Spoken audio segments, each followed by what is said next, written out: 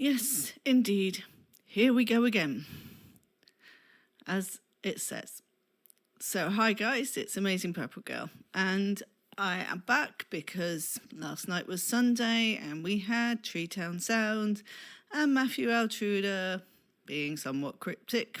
When is he not? I'm quickly learning these things. Not been in the fandom that long, but I'm learning. Most of the show was straightforward. He was talking about Sonic Lunch, and, you know, that's a big thing. It was his first show since they announced the headliners a week ago. So it's fair enough to talk about Sonic Lunch now that everyone knows who is playing. One of the songs he played was Sugar Man by Rodriguez.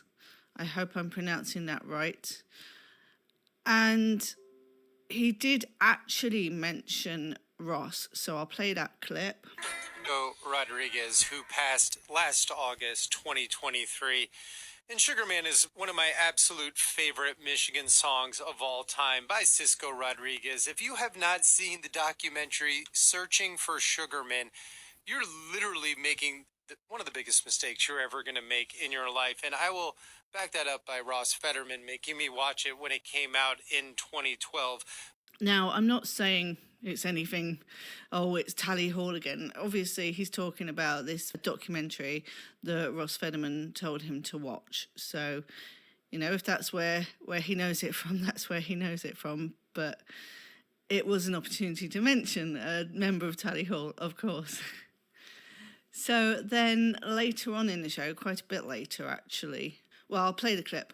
So we're going to continue with the Sonic Lunch preview, if you will. I know the lineup was announced on Monday. If you want to know more about it, go to soniclunch.com, or you can continue listening to this radio show. But August 22nd, 2024 is a day I've been waiting for many years for many, many reasons. It's a University of Michigan mashup in some aspects.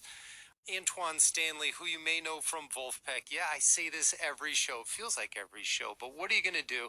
He's the lead singer of Wolfpack. Yes, they sold out Madison Square Garden. Yes, they're one of the biggest cult bands in the United States and the world. Yes, they are the next Funk Brothers, and they're known for being some of the greatest musicians on earth. And saying the music industry loves Wolfpack is an understatement. I heard through the rumor mill that Anderson .Paak's favorite drummer is Theo Katzman. So, proof is in the pudding, kids. So you should come August 22nd. Opening up the show is a few of my favorite people. Andrew Horowitz will be opening up the show, and he might have some special guests. I can't confirm that or deny it, but I will say plane tickets have been purchased. So what are you going to do?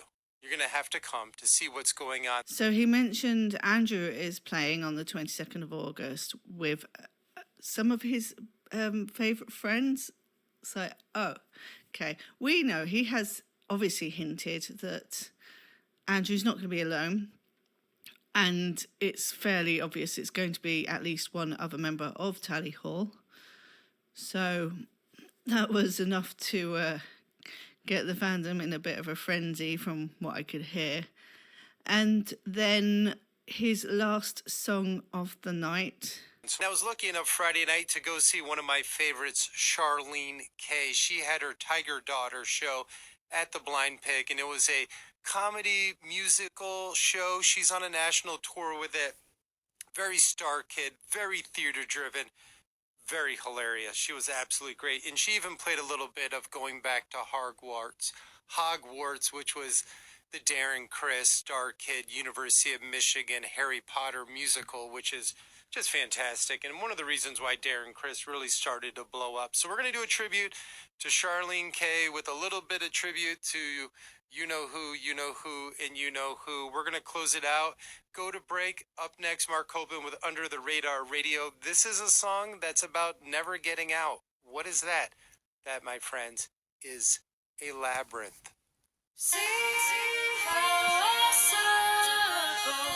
So there you go. Labyrinth. And he said by You Know Who, and You Know Who. So the first tweet was when he mentioned Andrew and he played Antoine Stanley. He did a little aeroplane emoji. That was the only thing in the tweet. He didn't even put in the tweet for Labyrinth, he didn't put a link to Labyrinth on Spotify like he normally does for every single song he plays. He literally just showed the GIF of one of the old Windows screensavers, which I used to have. I loved going around all these brick walls trying to find my way out. I don't think there was a way out, but it's a good way of showing how you're trapped, and a good analogy for the song, obviously. But I think most people think that Labyrinth is an analogy of being trapped in your own mind. I said, sorry, Matthew, could you elaborate on who you know who, and you know who are? And I got some likes, but Matthew didn't like that one. Okay, so then after the show, we start the series of tweets. See how I circle, falling through, and a gif of hurdles. And I replied, running in circles, and Matthew actually did like that one. So Matthew did actually like that one, so that's okay. Didn't want me questioning who you know who are, but he was fine with me ending quotes. So again, Matthew's whipping up Tally Hall fandom into a frenzy. He keeps referencing Hawaii Part 2. He's made tweets in Japanese. He's done this Labyrinth. I can't remember right now, but there's been a few Hawaii Part 2 references, and it's a bit odd. So, I mean, we do know who Miracle Musical is, obviously. Joe Hawley, Ross Federman, and Bora Karaja. That's obviously who he's referring to. Yeah, it's not just Hawaii Part 2, it's also Joe himself. He has alluded to Joe Hawley songs, and I just wonder if it is just connecting to Hawaii Part 2 rather than Joe himself, because if it is Bora who's going to be at Sonic Lunch with Andrew like they were in Chicago, and maybe even Ross as well, then maybe Bora might do a live performance of Space Station Level 7, because he's the one who sings that. You don't need Joe for that. So even though Joe has been alluded to, I don't think he means at all that Joe's going to be at any of these performances. One day, maybe. But for now, it could just be, let's say, Bora, which would be really lovely. I mean, we don't have any live performances of Hawaii Part 2 that are public domain. Kojum Dip performing The Mind Electric, so again, he could reprise that. But there's only been one live performance of Hawaii Part 2 with the actual Miracle Musical guys, but that was private, and as far as I know, there were no recordings. I don't even know if they did record it. If they did, maybe it'll surface one day in the vast future. Who knows? So then the other news was U2's news account. U2's News held a live stream on Twitch for the Palestine Children's Relief Fund, which is a very admirable cause. So that's fantastic that they did that. They raised over $3,000 when they only wanted to do $2,500. So well done to U2's News. But during that, they gave away 10 prototypes, one of which being the Joe Hawley plush prototype. The prototype has a slightly redder tie. That's all the difference to it. And that actually went to my friend Ruby. So that's really great. It's great, one, that it's gone to such a huge Tally Hall fan, and we know it'll be in safe hands. And then it went to a Tally Hall fan at all, because it was very random. It was wheel spinning, and so nobody knew what they were going to get. And Joe was actually the very last prototype that was which came up on the wheel spin. So that was quite funny, really. It was the one a lot of people were waiting for, and we had to wait the longest. They hit their goals very, very, very quickly. The donations were coming in faster than they could think. So they gave away 9 of the prototypes all in one go, and then Joe was left till quite a lot later. I went back on the stream just in time for that, actually. So yeah, I was close. I was 12 slots away, but hey, it went to very good hands. U2's News, as they say in their bio, they are an unofficial account for all things U2's, but all news is official, and it does say to DM them or U2 support with any questions. So yes, they're unofficial, but they are clearly affiliated with U2's in some way. For example, they had the 10 prototypes to give away. So if they weren't affiliated with U2's, they wouldn't have had those. So to me, if they're saying what they're saying, which I'm about to say, then this is coming from U2's. So don't worry about the unofficial status of their account. But basically, and unfortunately, they don't seem to put the VOD of their streams on the Twitch page. They've done 2, and neither of them are on the Twitch page, which is a shame, because I would love to have been able to show you the clip of them saying this.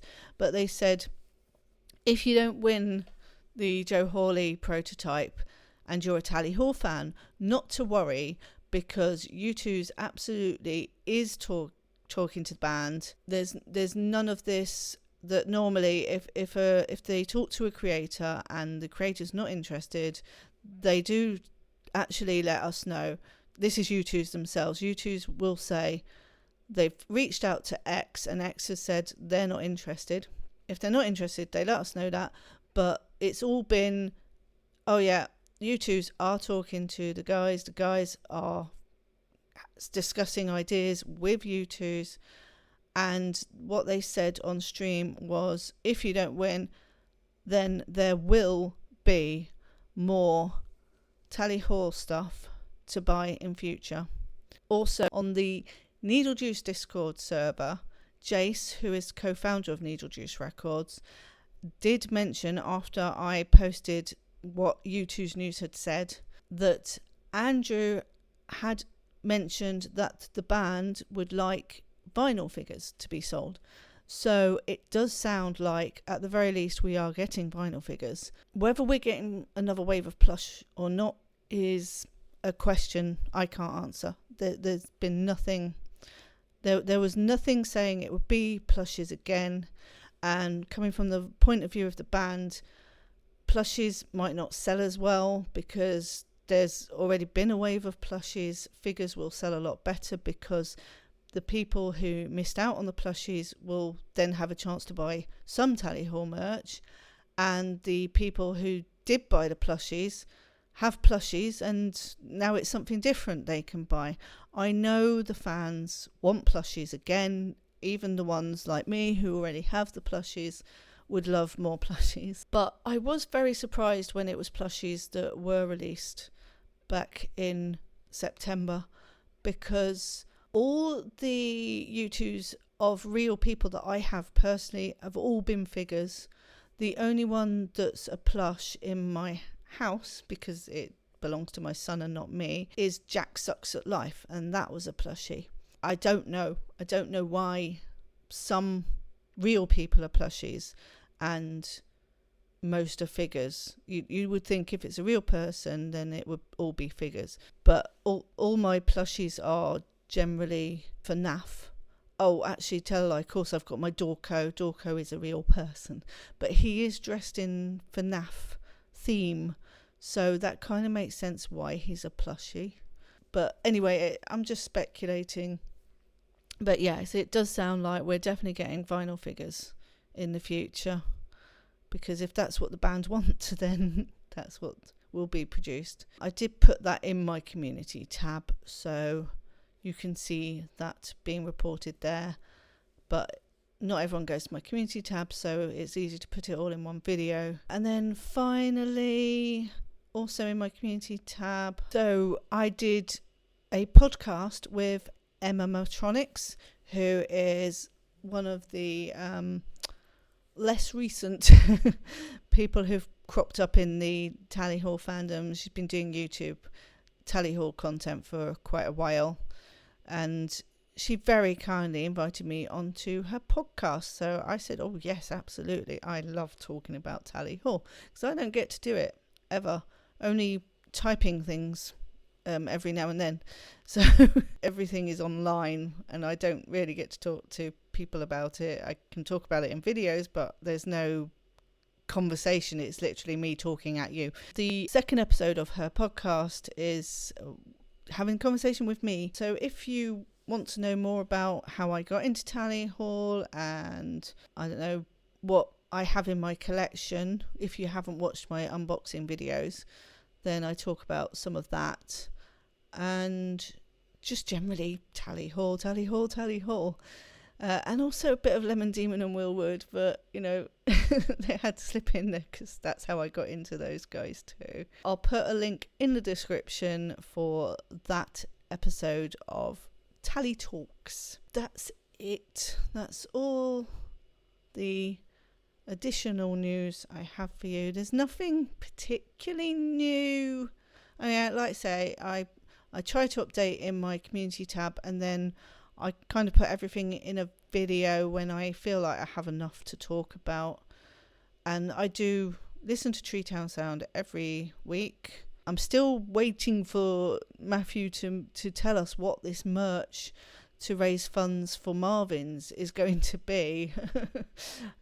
So I'm hoping to catch that on my phone as well. For now, I guess that's it for the Tally Hall news from my corner, and I will say bye. Okay, one extremely quick update after the video was completed.